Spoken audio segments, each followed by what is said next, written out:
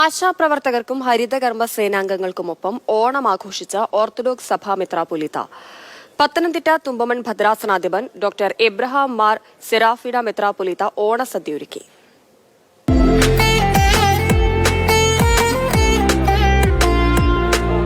വീടുകൾ തോറുമെത്തി പ്ലാസ്റ്റിക് മാലിന്യങ്ങൾ ശേഖരിക്കുന്നവർ, കിടപ്പ് രോഗികൾക്ക് ശുശ്രൂഷകരായി വീടുകൾ തോറും കയറിയിറങ്ങുന്ന ആശാപ്രവർത്തകർ.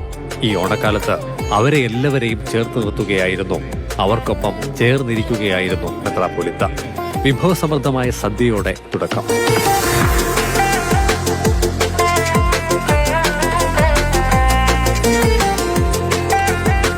ഇവരില്ല എങ്കിൽ പത്തനംതിട്ടയുടെ മുഖം മറ്റൊന്നായിരിക്കും.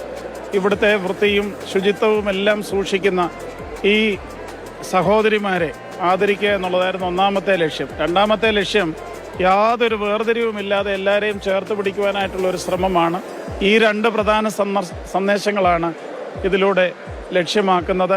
ആശാപ്രവർത്തകർക്കും ഹരിതകർമ്മ സേനാംഗങ്ങൾക്കും ഓണക്കോടിയും നൽകി.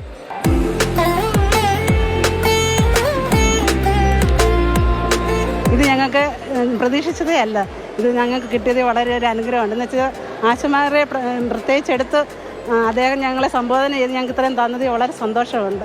ജീവിതത്തിൽ ആദ്യമായിട്ട് നമുക്ക് ഇങ്ങനെ ഒന്ന് വീട്ടുകാരുടെ ഇതിൽ നിന്നല്ലാതെ നമുക്ക് വേറൊരു ഇതായിട്ട് കിട്ടുന്നത് തന്നെ ആദ്യമായിട്ടാണ്. അത് സന്തോഷം, നമ്മളെ അംഗീകരിക്കുന്നുണ്ടല്ലോ. നന്ദുവക്കാട് ഗ്രിഗോറിയൻ ഹാളിലായിരുന്നു ആഘോഷം. പോയ വർഷം നഗരത്തിലെ ഓട്ടോറിക്ഷ തൊഴിലാളികൾക്കൊപ്പമായിരുന്നു മെത്രാപ്പൊലീത്തയുടെ ഓണാഘോഷം.